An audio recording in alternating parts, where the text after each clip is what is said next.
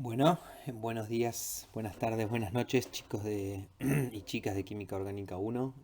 Hoy vamos a ver reacciones de sustitución nucleofílica. En particular dijimos que vamos a estudiar los tipos de reacciones orgánicas y que el primer tipo de reacciones que vamos a ver son las de sustitución o de desplazamiento. La semana pasada estuvimos hablando de sustituciones radicalarias y hoy nos vamos a encargar de estudiar reacciones nucleofílicas. Una sustitución nucleofílica es una reacción en la cual un grupo, ¿sí?, acá denominado como X, se sustituye por un nucleófilo, ¿sí? Fíjense que X está unido a R, una cadena de carbonos, alquílica, ¿sí? Y en el producto el nucleófilo ha sustituido a X y X ha salido, ¿sí?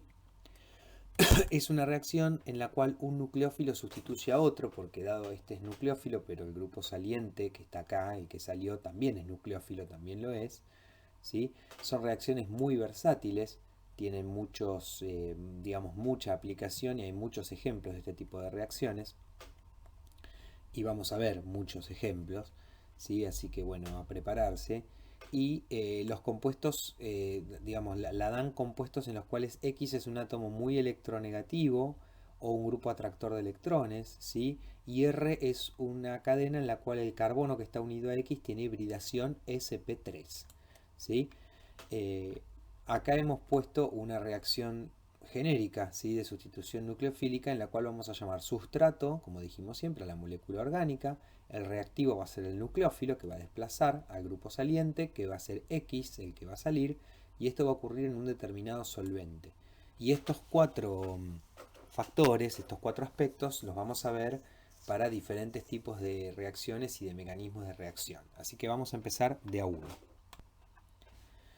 En particular vamos a hablar de sustrato y vamos a hablar de sustrato cuando X sea un halógeno, ¿sí? Cuando el grupo que esté unido inicialmente a la molécula sea un halógeno, que puede ser flúor, cloro, bromo, yodo. A medida que vamos creciendo en esta serie hacia abajo, siempre tenemos un solapamiento de un orbital sp3 del periodo 2, ¿sí?, del nivel 2 del carbono, pero el que se va solapando, el orbital que solapa del otro del halógeno es un 2p, un 3p, un 4p, un 5p en el caso del yodo, ¿sí? Entonces el solapamiento va cambiando. En particular, dos cosas que suceden: la longitud de enlaces va creciendo, ¿sí? En Armstrong las tenemos acá, y a medida que va creciendo la longitud de enlace también va bajando la energía del enlace, lo cual también la fuerza, es decir, el enlace carbono-yodo es más débil y el enlace carbono-flúor es el más fuerte de los cuatro.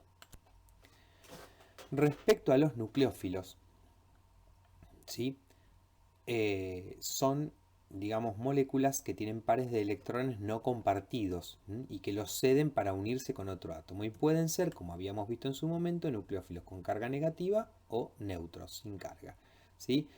Si el nucleófilo tiene carga negativa, como acá tenemos esta Y con carga negativa, cuando se une a R aparece en el producto de forma neutra, ¿sí?, porque cede ese electrón, cede el par electrónico y entonces en su estructura de Lewis queda neutro.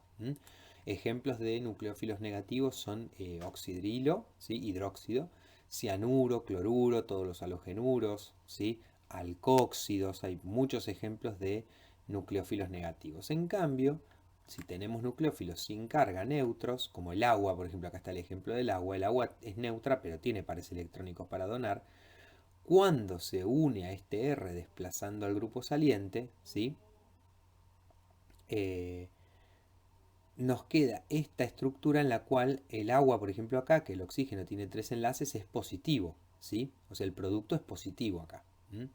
En particular lo que le va a ocurrir, por ejemplo, a este producto es que va a perder un protón, ¿sí?, en una etapa posterior. Y ejemplos de nucleófilos neutros son, por ejemplo, el agua, los alcoholes, el amoníaco, entre otros.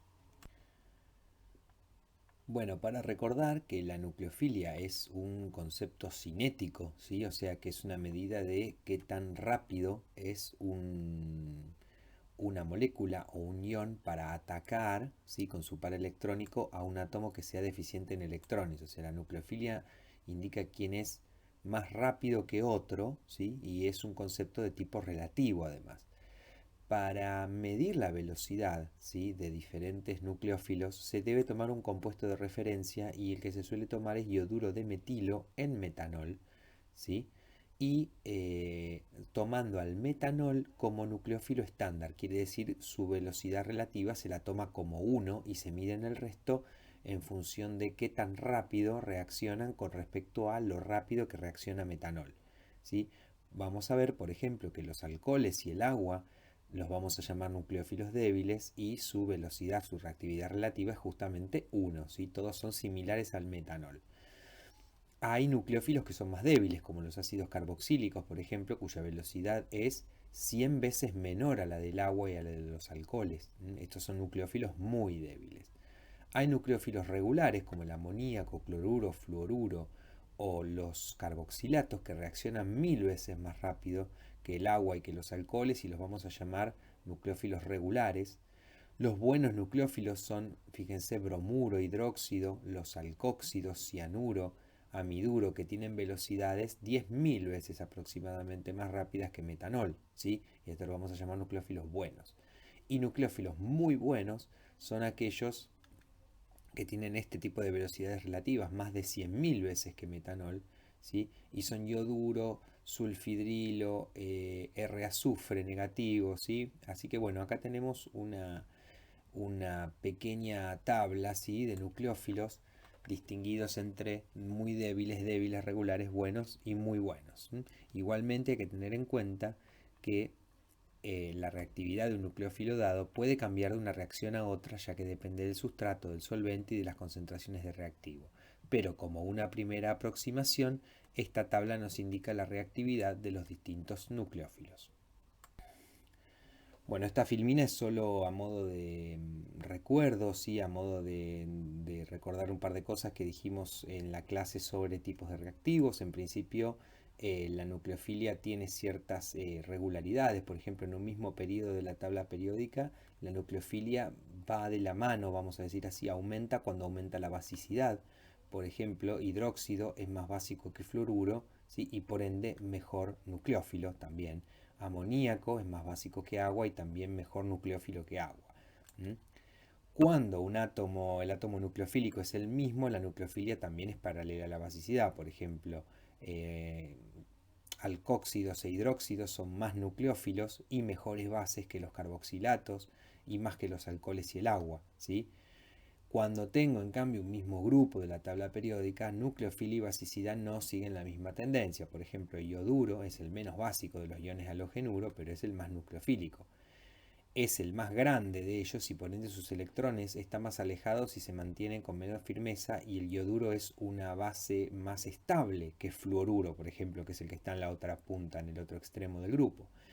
Pero yoduro es más polarizable y por ende como nucleófilo es más reactivo. Y otro factor que determina la relación inversa entre basicidad y carácter nucleofílico de los iones halogenuro es el grado en que son solvatados por las fuerzas ion-dipolo con el solvente. Por ejemplo, el ion fluoruro, que lo tenemos acá, tiene una relación alta carga-tamaño y por ende, por ejemplo, al formar puentes de hidrógeno, forma unos puentes de hidrógeno muy fuertes, ¿sí? Y eso hace que esté muy estabilizado por solvatación y lo hace peor nucleófilo. En cambio, yoduro, que es más grande y su carga está más distribuida, las fuerzas, que no son puente de hidrógeno, pero bueno, fuerzas dipolo-dipolo, serían más débiles y entonces está menos enjaulado, vamos a decir así, que un fluoruro y por ende puede atacar más rápidamente. Hablemos un poco del grupo saliente. Habíamos dicho que, por ejemplo, si tomamos los halogenuros como grupos salientes, el yoduro, el enlace carbono-yodo, es más débil que el enlace carbono-flúor, y esto sigue, digamos, esta tendencia de R-flúor es el más fuerte y R-yodo es el más débil, y por ende fluoruro tiene poca tendencia a desprenderse de carbono y yoduro tiene mucha tendencia o muy fácilmente se desprende de carbono, por ende es muy buen grupo saliente, ¿sí? Y hay una regla general, ¿sí? Porque estos son los halógenos, pero ¿qué pasa con otros grupos salientes? Bueno, la regla general es que cuanto más débil sea la basicidad de un grupo, mejor es su habilidad saliente. O sea, los bases débiles son los mejores grupos salientes y las bases fuertes son malos grupos salientes, ¿sí? Por ejemplo, oxidrilo de un alcohol es mal grupo saliente porque si sale, sale como OH negativo, que es base fuerte, y eso lo hace mal grupo saliente. Hay una serie de grupos salientes que se llaman tosilatos, ¿sí? O paratoluensulfonato, que tienen esta estructura, un anillo de benceno con un metilo, con un azufre y 3 oxígenos, ¿sí? Que son excelentes grupos salientes, inclusive mejores que los halógenos, ¿sí? Como grupos salientes. ¿Por qué? Porque su ácido conjugado, si acá metemos un hidrógeno, me da el ácido paratoluensulfónico, que se llama, que es un ácido muy fuerte, del orden del sulfúrico. Y como es un ácido muy fuerte, su base conjugada, que es el tosilato, este que está acá, con carga negativa, es una base débil, muy débil, extremadamente débil. Por ende, es muy buen grupo saliente. Cuando uno tiene un tosilato, por ejemplo, uno tiene un R unido a un O azufre y el anillo y el metilo, esta facilidad de salida es muy rápida, digamos, ¿no? Y eso, digamos, por ejemplo, como hoy decíamos, ¿no? El oxidrilo, el OH de un alcohol, es mal grupo saliente. Por ejemplo, imagínense este compuesto que tiene un OH, ¿no? Si yo quisiera atacarlo con acetato para sacar al OH, no lo lograría. De hecho, acá fíjense que hay una flecha, una cruz, digo, sobre la flecha. Esta reacción de abajo no ocurre. Yo no puedo desplazar un oxidrilo con un acetato porque el OH es muy buena base y por ende es muy mal grupo saliente. Sin embargo, si yo hago reaccionar al cloruro de tosilo, ¿sí? Cloruro de tosilo, se los aclaro acá, sería este azufre con estos dos oxígenos, todo el anillo y el metilo, pero este oxígeno no lo tiene, ¿sí? Este que estoy marcando acá en rojo. Tiene un cloro en ese lugar. Entonces, ¿qué es lo que sucede con eso? Lo que sucede es que la reacción esta es una primera sustitución en la cual se reemplaza el hidrógeno del alcohol por un tosilo. Y entonces se forma lo que se llama un tosilato, que tiene un oxígeno más, ¿sí? Bueno, una vez que yo el OH lo transformé en tosilato, el acetato este, que es una base débil, logra sacar fácilmente, ¿sí?, al grupo tosilato y sustituirse. Entonces una reacción que yo no podía lograr, yo puedo cambiar un grupo saliente por uno mejor para que se vuelva mejor saliente y poder sacarlo, digamos. Después vamos a ver otros ejemplos, digamos, quizá no tan aparentemente complejos como este, ¿sí?, para cambiar un grupo saliente por otro. Bien, ya hablamos del sustrato, hablamos del grupo saliente, hablamos del nucleófilo, vamos a hablar del solvente. Si los solventes se pueden, digamos, catalogar hay muchas clasificaciones para solventes, pero vamos a hacer algunas. Por ejemplo, vamos a clasificarlos como próticos y apróticos. Los solventes próticos son los que tienen hidrógenos unidos a oxígeno o nitrógeno, ¿sí?, y que por ende pueden formar puentes de hidrógeno.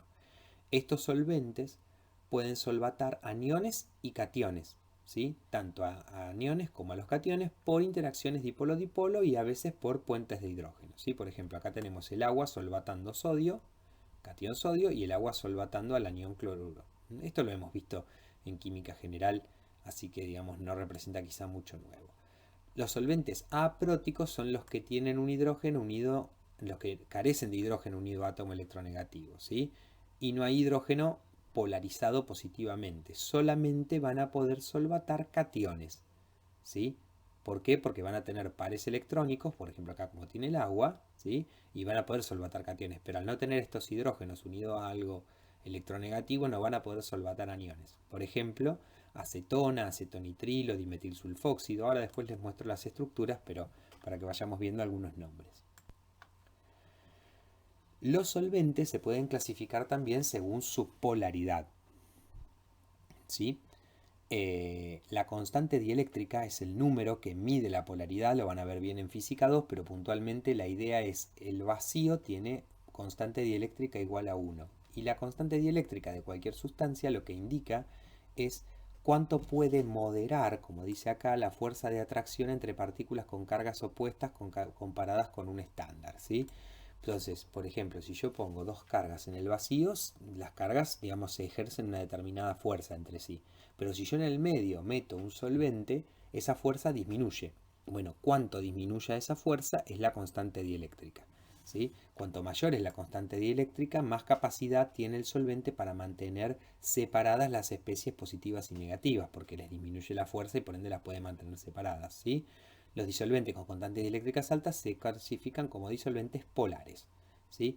Los solventes polares, no polares o poco polares tienen constante dieléctrica baja y no sirven para disolver compuestos iónicos o compuestos covalentes polares, ¿sí? Acá tenemos algunos ejemplos. Por ejemplo, solventes polares son los alcoholes, el agua, los ácidos carboxílicos, la acetona, los nitrilos. Solventes no polares son los hidrocarburos, el benceno, el tetracloruro de carbono, etc., ¿sí? Fíjense que dentro de los solventes polares hay algunos como los alcoholes, el agua, los ácidos carboxílicos que son próticos y hay otros como la acetona, los nitrilos que son apróticos, ¿sí? Así que vamos a tener solventes polares próticos y polares apróticos.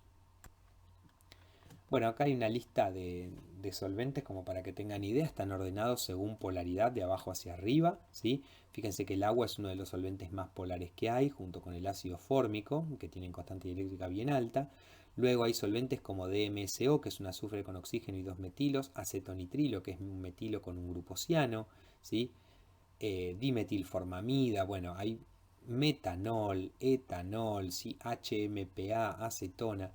Bueno, acá de hecho las dos columnas son porque los que están en celeste son solventes próticos y los que están en rojo son apróticos. Fíjense que tenemos una amplia gama para usar de polaridades para ambos solventes, ¿sí?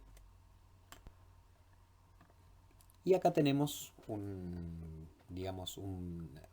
lista de reacciones que podemos ver que son de sustitución nucleofílica como para que tengamos idea de qué puede llegar a pasar. Por ejemplo, acá tengo bromuro de etilo, ¿sí? Con hidróxido de sodio que da etanol y bromuro de sodio. Fíjense que el OH, el nucleófilo, ha desplazado a bromuro, ¿sí? En esta reacción el cianuro reemplaza al cloruro en el producto. En esta reacción el metóxido reemplaza el yoduro. En esta reacción el amoníaco NH3 reemplaza bromuro. En principio los primeros productos de esta reacción son NH3 positivo y bromo negativo, ¿sí? Se suele escribir así, pero en realidad este protón queda en equilibrio pasándose entre estas dos sustancias. Más ejemplos, por ejemplo, yo puedo tener un halogenuro de alquilo con un ion carboxilato, con acetato, por ejemplo, ¿sí? Y que reemplace al halógeno y formar un éster. Puedo tener un ion hidrógeno sulfuro o sulfuro ácido y que reemplace a un halógeno y formar un tiol. Un ion acida que reemplace un halógeno y forme una acida de alquilo. Un ion acetiluro derivado de un alquino, ¿sí? Si ustedes lo miran, que reemplace a un RX, ¿sí? Formando un alquino más largo. Y entonces tenemos varios tipos varios ejemplos de reacciones para ver. Y ahora vamos a hablar un poco de qué mecanismos tienen las sustituciones nucleofílicas, porque para ellas se conocen en principio dos mecanismos, ¿sí? Que se van a llamar SN1 y SN2. Pero la pregunta es cómo se determina o cómo se estudia el mecanismo de una reacción. Nosotros vamos a ver, digamos, en Orgánica 1 vamos a tener las primeras nociones sobre cómo ocurren estos mecanismos, ¿sí? Pero una de las primeras cuestiones que hay que tener en cuenta es la velocidad de la reacción, o sea, el estudio de la velocidad de reacción, que esto lo hemos visto también en química general, ¿sí? O sea, el orden de reacción global y el orden de reacción de cada reactivo para esa reacción, ¿sí? Por ejemplo, yo acá les pongo un ejemplo. Acá hay dos reacciones, ¿sí? Esta es cloruro de metilo con hidróxido, da metanol y cloruro. Esta es bromuro de terbutilo con agua, da terbutanol y ácido bromídrico, ¿sí? Bueno, esta reacción de arriba tiene orden 2. Depende de la concentración de hidróxido y depende de la concentración de este de acá. En cambio, la de abajo tiene orden 1, depende de la concentración de bromuro de terbutilo, pero es insensible a la concentración de agua. Por más que yo aumente la concentración de agua, no pasa nada, ¿sí? Bueno, vamos a ver un poquito cómo se puede llegar a interpretar estos datos. Bueno, tenemos entonces dos reacciones, ¿sí? Distintas, y se hicieron, yo les puse estos dos ejemplos por poner estos dos ejemplos, pero se hicieron estudios cinéticos. ¿Y cómo se hace un estudio cinético? Yo esto se los recuerdo, quizá lo han visto en introducción, pero imaginen que yo tengo esta reacción, ¿no? Entonces voy a poner números muy digamos, muy al azar. Imagínense que yo digo, bueno, pongo hidrógeno y OH 0,1 molar, 0,1 molar, ¿no? Y mido la velocidad. Y la velocidad me da, por poner un número, 100. ¿Sí? 100 molar por segundo. Y lo que hago ahora es mantener uno de ellos constante y hacer otro experimento en el cual voy variando sistemáticamente al otro. Por ejemplo, imagínense que yo dejara constante la concentración de hidróxido en 3 experimentos. O sea, arranco con 0,1 molar de hidróxido, pero arranco con 0,2 molar, 0,3 molar del sustrato. Bueno, ¿qué fue lo que se observó? Que las velocidades, y les recuerdo que estas velocidades son iniciales, fueron 200, 300, es decir, la velocidad era proporcional a la concentración de sustrato en esta reacción. ¿Sí? Ahora, vuelvo a dejar, hago otros 2 experimentos, pero dejando la concentración de cloruro de metilo en 0,1 molar. Y, por ejemplo, 0,2 molar, 0,3 molar. Bueno, las velocidades fueron de 200, de 300, ¿sí? Es decir, al duplicar la concentración de OH o triplicarla, se duplicaba o triplicaba la velocidad, ¿sí? ¿Qué quería decir esto? Quería decir, en términos prácticos, que el orden de reacción, cuando hay una proporcionalidad entre la concentración y la velocidad, quiere decir que cuando yo voy a expresar la ley de velocidad, ¿sí?, para esta reacción, es una constante específica de velocidad por la concentración del cloruro de metilo, que es el sustrato, ¿sí?, por la concentración de OH, que es el nucleófilo. ¿Sí? ¿Está bien? O sea, depende proporcionalmente a esto y proporcionalmente a esto. Proporcional porque acá tengo a la 1, ¿sí? Si tuviera la 2 sería el cuadrado y, bueno, seguiría otro tipo de matemática, pero la matemática es esta, ¿sí? Bien. Entonces, para esta reacción pasó esto. ¿Qué pasó en esta reacción? Por ejemplo, si yo dejaba 0,1 y 0,1, me daba, por ejemplo, la velocidad para poner otro valor, qué sé yo, 500. ¿Sí? Bueno, si yo ponía 0,2 y 0,3, ¿sí?, manteniendo la concentración de agua constante, la velocidad inicial era 1000, 1500, quiere decir, si yo duplicaba la concentración de sustrato o triplicaba, se duplicaba o triplicaba la velocidad. ¿Sí? Bien, vuelvo a tener 0,1 y 0,1 de sustrato, pero pongo 0,2 y 0,3 de agua. ¿Sí? Bueno, la velocidad, que inicialmente era 500, se mantiene en 500 para esta reacción. ¿Qué quiere decir? Por más que yo la concentración de agua la duplique, la triplique, la cuatruplique, la haga 10 veces más grande, la velocidad de esta reacción no depende de la concentración de agua. El agua reacciona, ¿eh? Guarda, se necesita agua, el agua es un reactivo, pero incrementar su concentración no incrementa la velocidad de reacción. O sea, en esta reacción la velocidad es la constante por la concentración de, en este caso, bromuro de terbutilo, o sea, del sustrato, ¿sí? Rx. Bueno, tenemos dos tipos de reacciones.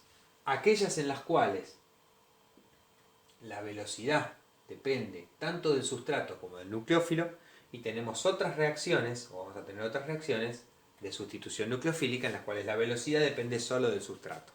¿Sí? A esta la vamos a llamar sustitución nucleofílica bimolecular, porque depende de estos dos. Y a esta la vamos a llamar sustitución nucleofílica unimolecular, porque depende de una sola molécula. Y la vamos a abreviar como SN2 y SN1. ¿Sí? Vamos a estudiarlas las dos. Vamos a empezar con la SN2, ¿sí? Es lo que viene ahora. Vamos a comenzar entonces con la sustitución nucleofílica bimolecular, o SN2, le vamos a decir ahora, de ahora en más. En principio, la SN2 es una reacción concertada, es decir, transcurre en una única etapa. Por ejemplo, mirando la misma reacción que habíamos visto recién, el primer ejemplo, el hidróxido, por ejemplo el ion hidróxido, ataca al carbono y al mismo tiempo que está atacando al carbono, el cloruro sale, ¿sí? Llevándose el par electrónico y transformarse en cloruro. Todo esto ocurre en una sola etapa, ¿sí? Fíjense, por ejemplo, acá tenemos un diagrama, sería el nucleófilo atacando. El carbono en un momento, en el estado de transición, que le vamos a llamar, está plano y uniéndose al nucleófilo y desprendiéndose del grupo saliente, y pasado este máximo de energía, tenemos el grupo saliente que ha salido, ¿sí? Y el nucleófilo unido al carbono tetraédrico nuevamente, ¿sí? Fíjense, por ejemplo, que nosotros tenemos acá, recuerden que en estos diagramas lo rojo es negativo y lo azul es positivo. El carbono unido al halógeno es, digamos, es un carbono relativamente electrofílico porque está unido a algo que le quita carga y lo hace más o menos positivo. El nucleófilo ataca. Este estado de transición en el cual están todos unidos al mismo tiempo, ¿sí? Es el máximo que hay que atravesar. Y luego, una vez pasado este máximo, vuelve el carbono a hacerse tetraédrico y el grupo saliente ha salido, ¿sí?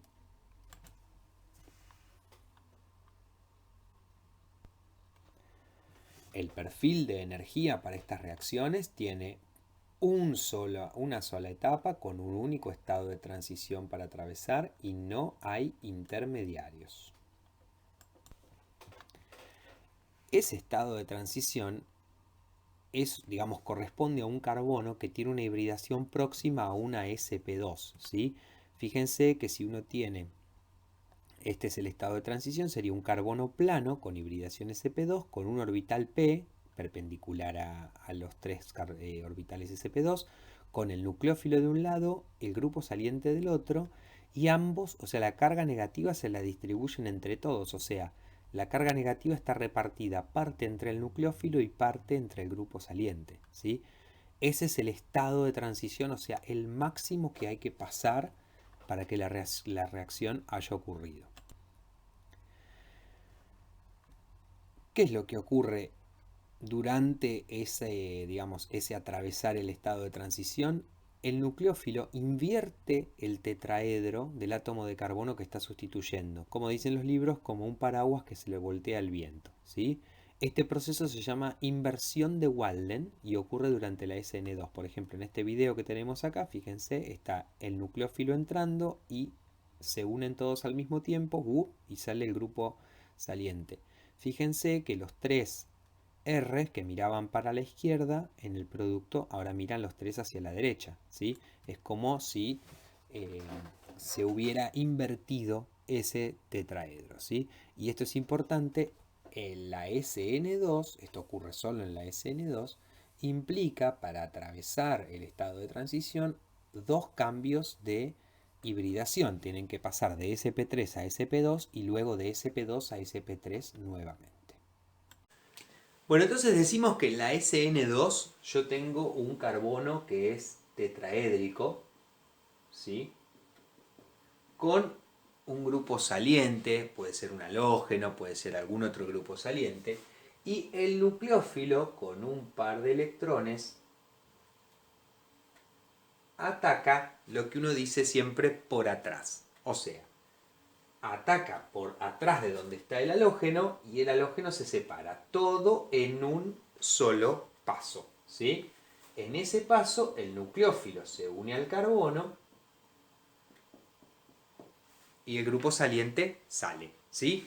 Bien, o sea, yo parto, a ver, yo lo que quiero que quede bien claro es qué significa por atrás, ¿sí? Bien, ven, imaginen que este es el verde es el grupo saliente, ¿sí? El naranja es el nucleófilo. Bien, a ver, el nucleófilo tiene que venir por atrás, o sea, esta es la línea del enlace carbono-halógeno, yo lo miro desde el lado del carbono, así, acá tiene que venir, ¿sí? O sea, en este lugar. Cuando él se vaya acercando, lo que va a ir pasando es que, digamos, este tetraedro se va a ir abriendo, ¿sí? Para recibir al nucleófilo, solapando una parte del orbital sp3 y cambiando de hibridación a sp2, y van a pasar por esto. ¡Pum! Este es el estado de transición, ¿sí? O sea, Si se llega a este punto, la reacción se da vuelta. ¿Sí? Esto se da vuelta y la reacción ocurrió. ¿Mm? Si no se llega a este punto, o sea, si se queda un poquito más atrás, el nucleófilo vuelve a salir y la reacción vuelve para atrás, que correspondería a lo que sería en el diagrama a subir y volver para atrás, a no haber llegado al estado de transición. ¿Sí? Bien, una vez que el grupo saliente sale, a mí me queda, pum, esto. Yo desgraciadamente con los, perdón, así. Desgraciadamente con los modelos no puedo hacer más que esto, seguirles mostrando en etapas, pero lo interesante es que yo tenía este tetraedro así, y cuando entró el nucleófilo, el tetraedro se invirtió. O sea, cuando digo que el tetraedro se invierte, es como que uno tiene el tetraedro hace clic y se da vuelta. ¿Sí? Como dice, como un paraguas, cuando uno tiene el paraguas y lo agarra el viento, flum, y se da vuelta el paraguas, es ese mismo movimiento. ¿Sí? Y eso se llama inversión de Walden. A veces hay casos en los cuales ver por atrás, por eso le digo lo de la línea, porque a veces, vamos a poner un ejemplo, imagínense que ustedes tuviesen, no sé, un ciclohexano, qué sé yo, ¿no? Y que uno tiene, por ejemplo, un halógeno acá en posición ecuatorial, ¿sí? Y uno tiene acá un hidrógeno en posición axial. ¿Qué sería por atrás en este caso? Muchas veces uno le dice a los chicos por atrás y se quedan medio en la luna que no saben bien qué decir. Cuando ustedes tengan la duda de qué significa por atrás, tomen el carbono, tomen el halógeno, hagan la línea que une el carbono halógeno y tiene que ser del lado del carbono. O sea, el nucleófilo tiene que atacar, por ejemplo, por acá. ¿Sí? Digo esto para que quede bien claro qué significa cuando uno dice que el ataque es por atrás. Por atrás significa en la línea que une los núcleos carbono y halógeno y del lado del carbono. Entonces, como vimos, el ataque del nucleófilo en una SN2 tiene que darse lo que uno diría por atrás, o sea, en la línea que une el enlace carbono-bromo, ¿sí? Y por detrás de donde está el halógeno, ¿sí? Dije carbono-bromo, pero es en realidad carbono-halógeno. Por ejemplo, vamos a ver algún ejemplo más, como hemos visto recién, la reacción, por ejemplo, de un halogenuro de alquilo con un halógeno, en la que el halógeno se une a un centro quilal, conduce a la formación de un solo estereoisómero y la configuración del producto será inversa a la del reactivo. Por ejemplo, imaginen que yo tengo este bromopentano que tiene un grupo metilo unido en posición 3, ¿sí? Y que es cis, ¿no? Tiene un metilo y un bromo en posición cis. El hidróxido, si viene a reaccionar por SN2, tiene que atacar a lo largo de esta línea, que es la línea carbono-bromo, y unirse por el lado contrario donde está el bromo, o sea, por acá arriba. Ahora, eso va a expulsar al bromo. ¿Y qué va a causar? Fíjense, acá está el estado de transición, el OH uniéndose, el bromo yéndose. ¿Cómo va a quedar en el producto el OH con respecto al bromo? Y el OH va a quedar del lado de arriba y el hidrógeno va a quedar del lado de abajo. ¿Sí? Entonces el producto este va a ser un producto de tipo trans. Fíjense que se invirtió la configuración. ¿Sí? En el caso de que yo tenga un cis, va a dar un trans como producto. ¿Sí? Si yo tengo, por ejemplo, R2-bromobutano, como tengo acá, el ataque del hidróxido, ¿sí? Por el lado opuesto, que sería en esta línea y por el lado de atrás, va a dar lugar a este producto que está acá, ¿sí? Que tiene configuración S. Entonces la configuración del producto se invierte con respecto a la del reactivo. Igual una aclaración, porque si no nos queda la idea de que siempre un R da un S y un S da un R, en realidad lo importante de tener en claro es que el tetraedro se invierte, ¿sí? Y que una vez que el tetraedro se invierte, yo tengo que volver a nombrar. Yo nombré acá esto como R, cuando el tetraedro se invierte, yo tengo que volver a ver cómo son las prioridades, porque a veces puede ser que por una cuestión de prioridades la R sea el reactivo y el producto siga siendo R, ¿sí? No sé si me explico, eso es una cuestión de nombre, pero el tetraedro se invierte siempre durante una SN2. Vamos a ver qué pasa con la reactividad de los diferentes sustratos, ¿sí? Por ejemplo, acá yo tengo una línea en la cual para esta reacción R-bromo meto un cloruro y sustituyo expulso al bromo y lo sustituyo por un cloruro, ¿no? Entonces tengo cinco sustratos. Bromuro de metilo, bromuro de etilo, bromuro de isopropilo, bromuro de neopentilo y bromuro de terbutilo, ¿sí? Si yo tomo al al neopentilo como velocidad 1 con cloruro, ¿sí? Y los hago reaccionar a todos y mido la velocidad con respecto a la velocidad de esta reacción, resulta ser, por ejemplo, que este es 500 veces más rápido, ¿sí? Que es primario, es 40.000 veces más rápido y el de metilo es 2 millones de veces más rápido, ¿sí? La entrada del cloruro.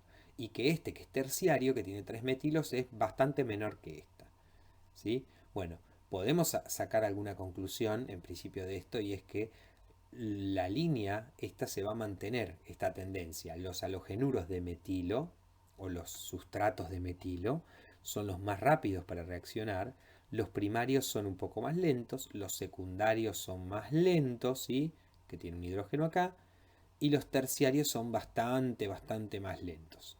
Ahora vamos a ver bien por qué. Y eso tiene que ver con el ataque por atrás, porque el ataque del cloruro tiene que venir por este lado, por ejemplo, ¿no? ¿Y qué pasa? Acá se encuentra con 3 metilos que le causan un problema para entrar. En cambio, por ejemplo, en un radical metilo, uno entra por acá y que tenés 3 hidrógenos que son chiquitos y dejan entrar al nucleófilo fácilmente.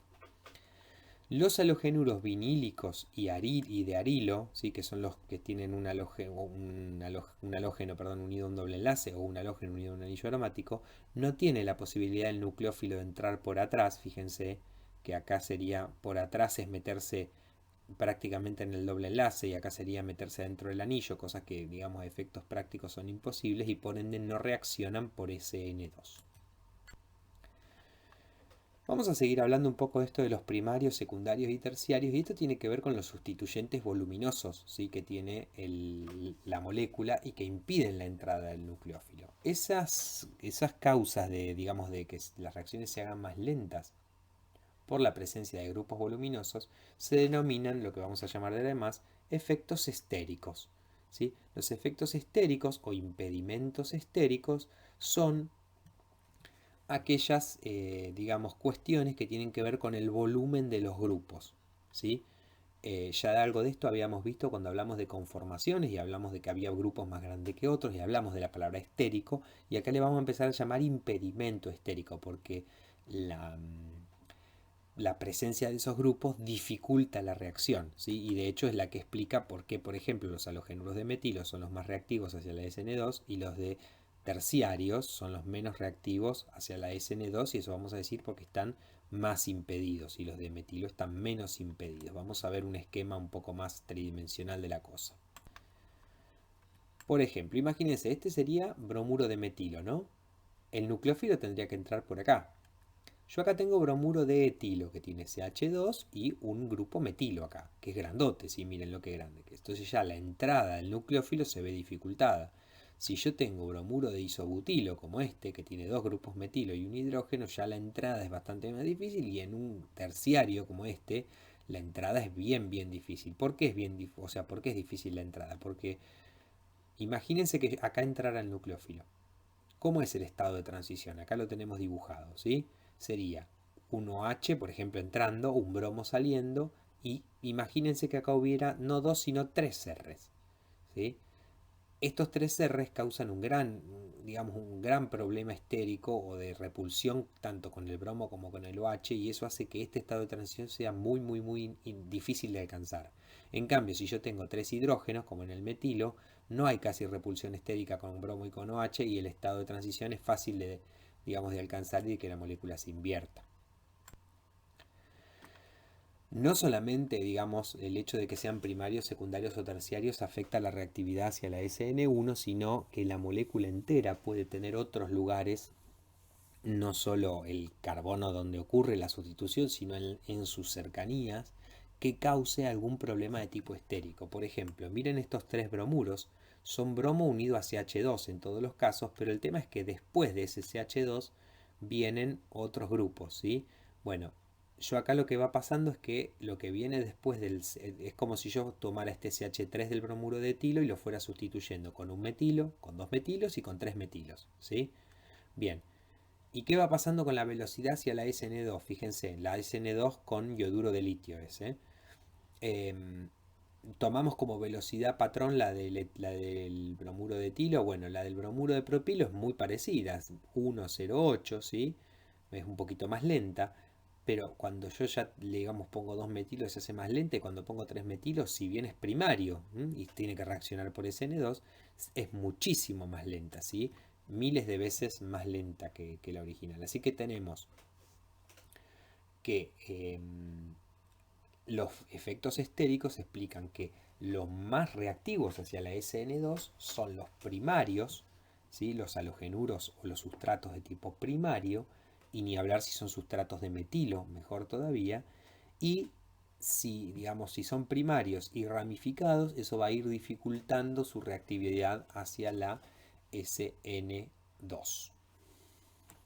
Bueno, veamos un poquito qué significa esto de los efectos estéricos en la SN2. Yo acá, digamos, puse la misma reacción que teníamos en el cuadro de recién, ¿sí? Un R-bromo, ¿sí? Con donde R puede ser cualquiera de estos que tenemos acá, con yoduro, ¿sí? Para sustituir el yoduro por el bromo, perdón, el bromo por el yoduro, ¿sí?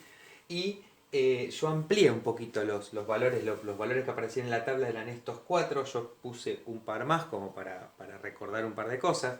Fíjense, por ejemplo, que si yo tomo como referencia a bromuro de etilo, ¿sí? Como 1 de velocidad, bromuro de metilo, ¿sí? Tiene más de 20 veces esa velocidad. ¿Y con qué tiene que ver esto? Con que yo a esto le agrego un radical metilo, digamos, es como el de metilo si yo le agregara un metilo más. Entonces, comparemos esto. Si yo tengo bromuro de metilo, el nucleófilo tiene que entrar acá, ¿no? Ahora, si yo tengo bromuro de etilo, que es este que está acá, el nucleófilo tiene que entrar acá, ¿sí? Este es primario, pues fíjense que el carbono donde está el halógeno tiene un solo carbono unido. ¿Qué pasa? Yo ahora tengo este carbono, pero ahora está esto acá, el metilo, ¿sí? Y entonces eso causa un problema estérico, por eso este es 20 veces más lento para reaccionar que el anterior. Si yo le pongo un metilo más, digamos, si yo cambio otro hidrógeno por otro metilo en esto y obtengo esto, ¿sí? Yo quiero que ustedes vean qué es lo que va sucediendo. Este es el bromuro de isopropilo, que es este que está acá. Su velocidad es 0,02. O sea, 20 veces, 50 veces, perdón, inferior al anterior. Entonces, ¿por qué? Porque en este que está acá, el nucleófilo ¿por dónde tiene que entrar? Por acá. Y fíjense que para entrar por ahí es un problema ya, porque tengo este metilo acá, que está causando problema, y este también. Por eso este, que es secundario, tiene una velocidad más baja que los anteriores. Si yo a esto le agrego un tercer metilo, obtengo esto, bromuro de terbutilo. El bromuro de terbutilo, fíjense que su velocidad es menor a 10 a la menos 5 con respecto a este, ¿no? Y eso tiene que ver con que todos estos grupos causan un impedimento estérico que para la SN2 es casi irremontable, por lo cual nosotros vamos a decir que los halogenuros terciarios no reaccionan directamente por SN2, ¿sí? Hablo siempre, si dije SN1 alguna vez, perdónenme, es SN2 siempre, ¿sí? Los halogenuros terciarios no reaccionan directamente, o podemos decir que prácticamente no reaccionan por SN2, ¿sí? Van a tener otro mecanismo de reacción distinto. Los secundarios reaccionan más o menos, pero los preferentes para la SN2 son los primarios y los de metilo, ¿sí? Los terciarios esto ya no. ¿Qué pasa acá con respecto a este que está acá? Comparemos estos tres con este, que es el de etilo, ¿sí? Si yo tomo como base el etilo, ¿sí? Si uno mira estos de acá, todos es como si fueran el de etilo que le voy agregando radicales metilo, ¿no? Y el efecto es un poco el mismo. Si este era velocidad 1, el de propilo es 0,8, ¿sí? Que es un poco menos. 0,036, este también es bastante menos, que es el de neopentilos, y eso tiene que ver también con que la presencia de esos grupos, si bien están más lejos, ¿sí? También causa problemas, ¿sí? Imagínense y comparen, ¿sí? Este sería, por ejemplo, el de etilo, ¿no? ¿Sí? Compárenlo, les muestro el de neopentilo, ¿sí? A ver, espérenme que me está faltando un bromo, acá, ahí está, ¿sí?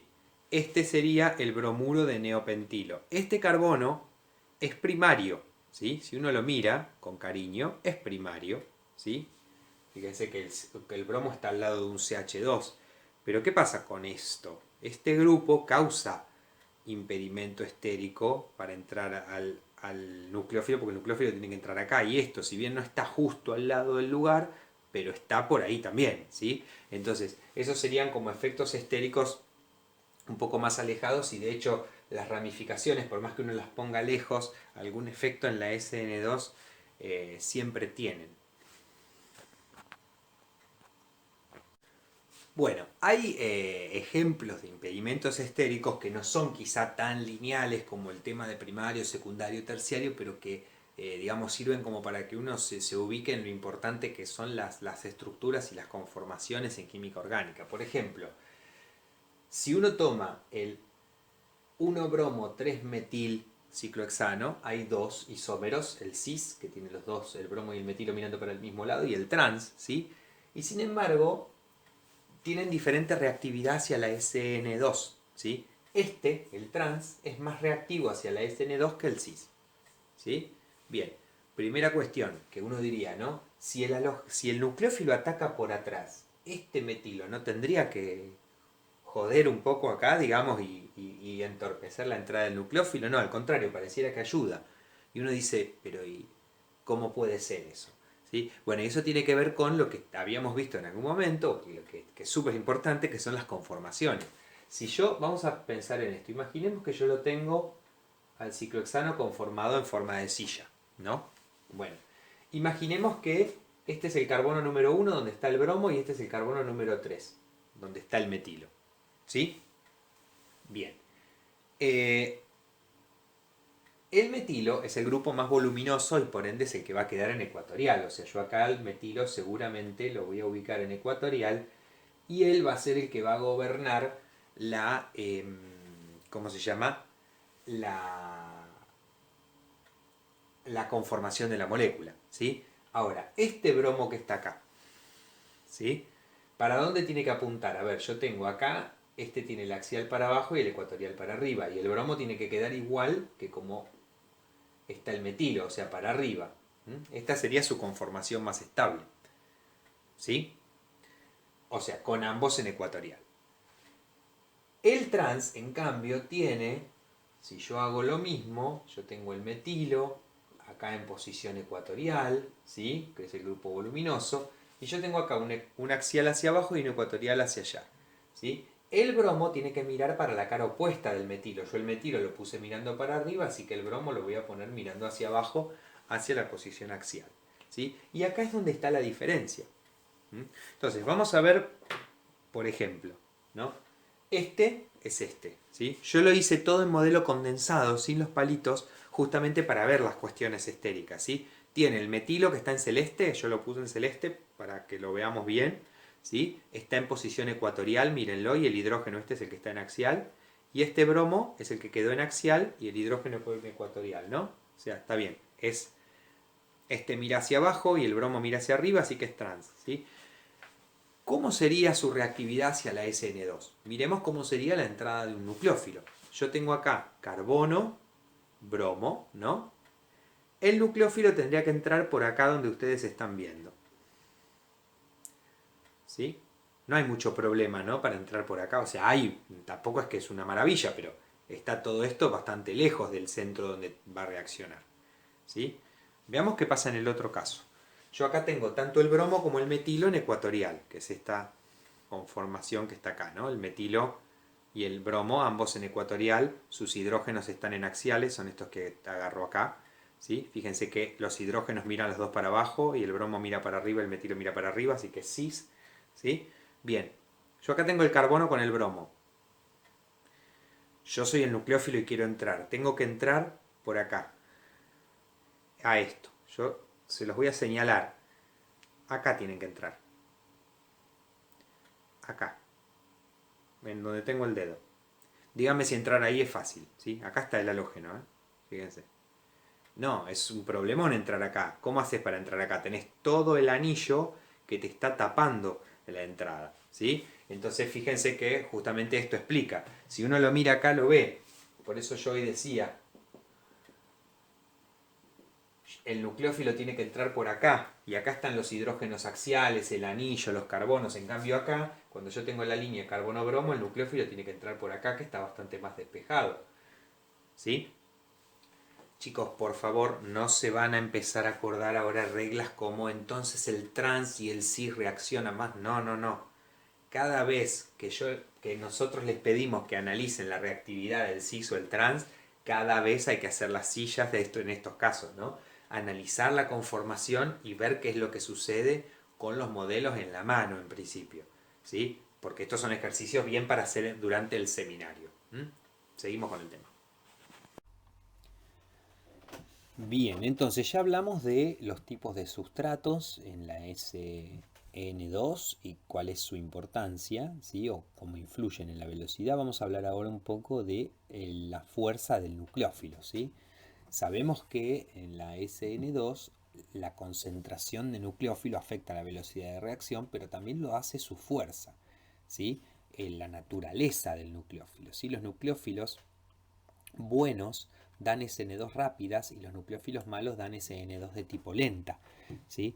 Bueno, como sabemos, los nucleófilos básicos, ¿sí? Que son cargados negativamente, son mejores nucleófilos, y eso tiene que ver con que son negativos, ¿sí? En su estado fundamental, y cuando pasan por el estado de transición, esa carga se dispersa y por ende se estabiliza medianamente, con lo cual la energía de activación es baja, ¿sí? En el caso de los nucleófilos negativos, y por eso son buenos nucleófilos.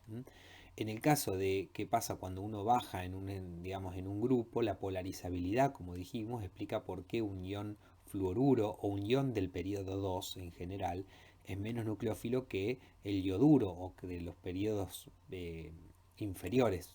Aclaro esto porque pasa lo mismo. Por ejemplo, oxidrilo, ¿sí? Es más básico que sulfidrilo, pero sulfidrilo es mejor nucleófilo. Si nosotros siempre hablamos de los halogenuros, pero pasa en todos los grupos cuando uno baja, ¿sí? Se vuelven peores bases, pero mejores nucleófilos. Y esto tiene que ver, dijimos, con la polarizabilidad. El yoduro es un ion más blando y por ende el ataque se hace más sencillo. Veámoslo de otra manera. A ver.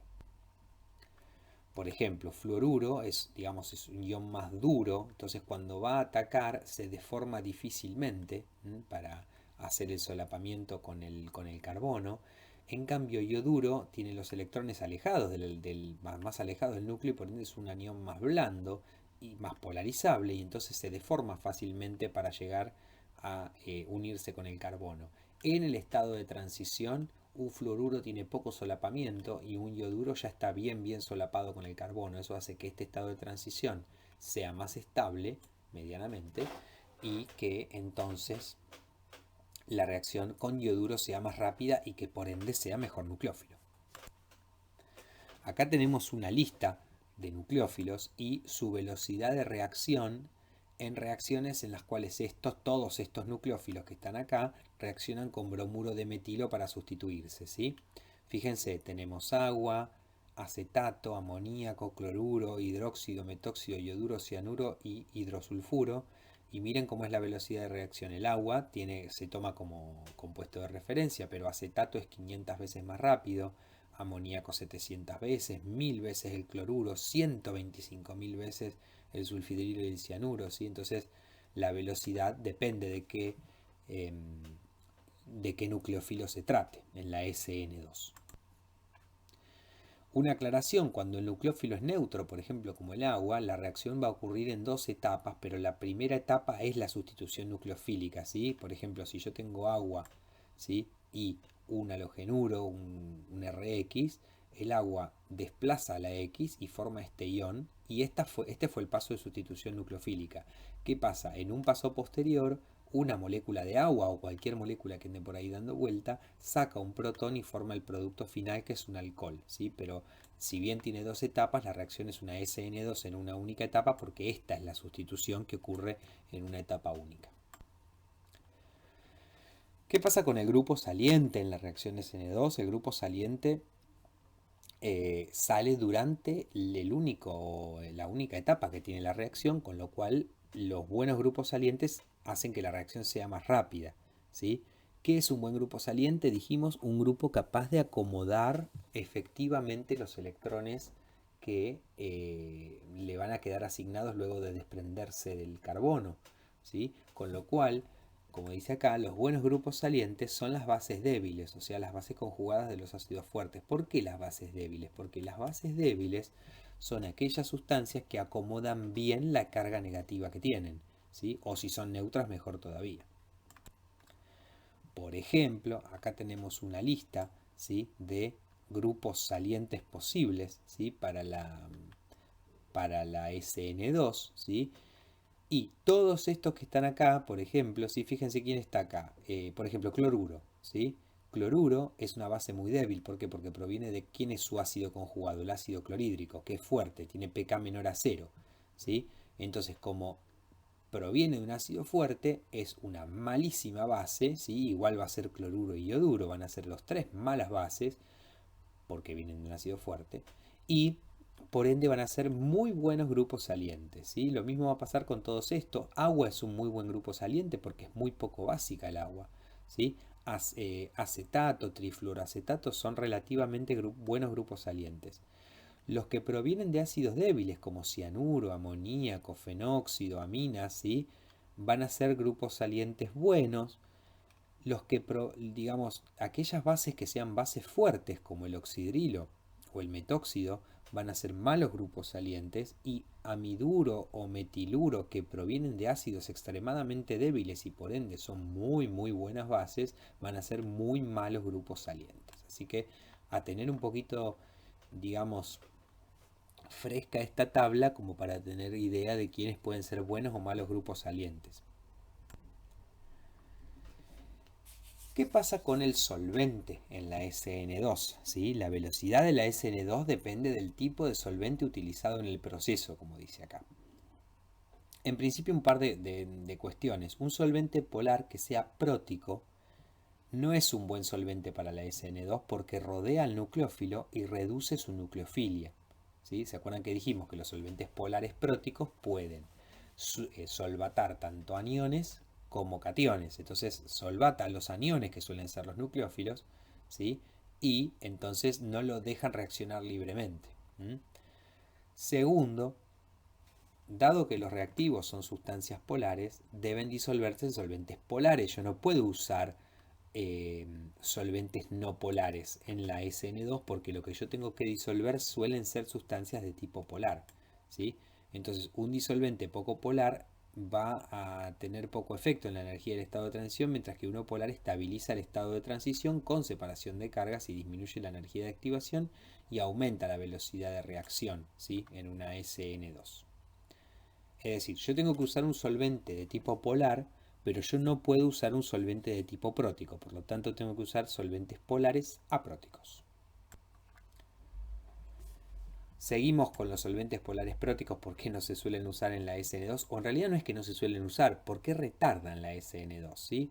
Los solventes polares próticos reducen la fuerza del nucleófilo porque lo rodean y lo impiden acercarse al sustrato. Por ejemplo, si el fluoruro lo tengo como nucleófilo y yo lo tengo disuelto en un alcohol, el alcohol lo rodea, lo solvata por puente hidrógeno, entonces tengo que sacar una molécula de alcohol para que él pueda reaccionar, ¿sí?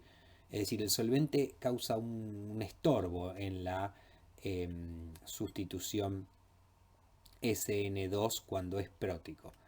Lo que sí puedo usar son solventes polares apróticos, ¿sí?, que lo que hagan sea disolver a la sustancia, ¿sí?, solvatando principalmente a sus cationes, pero dejar relativamente libres a los aniones nucleófilos para reaccionar. Vamos a verlo en mayor detalle.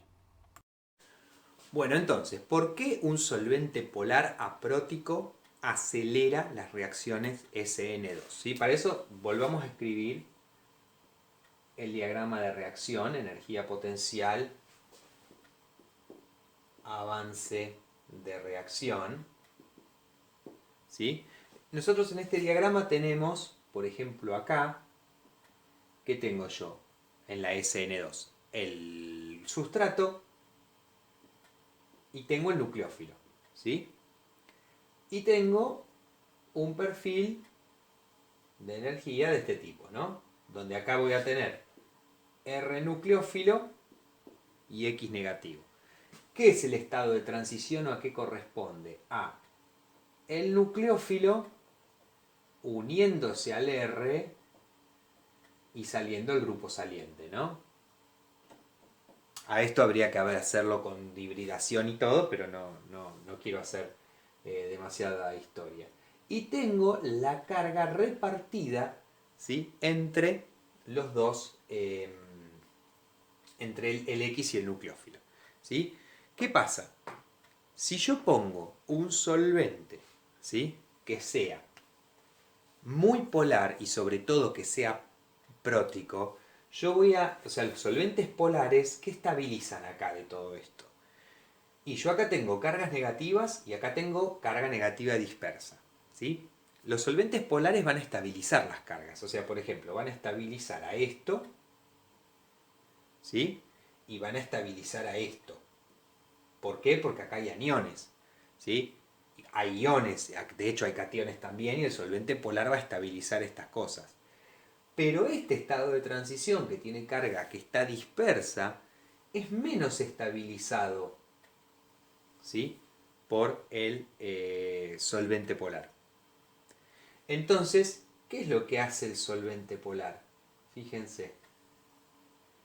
Comparen la energía de activación esta de la negra con la energía de activación de la roja. El solvente polar incrementó la energía de activación, ¿sí?, de esta reacción. Sobre todo si el solvente es prótico, que estas interacciones o este tipo de estabilizaciones son fuertes, ¿sí?, esto va a ser tremendo. Entonces el solvente polar, cuando es muy polar, por ejemplo prótico, cuando tiene mucha interacción con los nucleófilos y con los grupos salientes, ralentiza la reacción, ¿sí? Entonces el solvente tiene que ser polar aprótico, no porque sea el mejor solvente, sino porque es el menos peor de los solventes. No sé si me explico, ¿sí?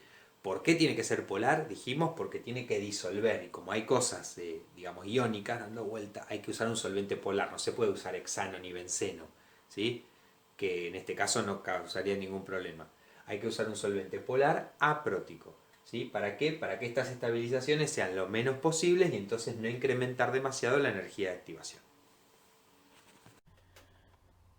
Bueno, acá tenemos una lista de solventes apróticos, ¿sí?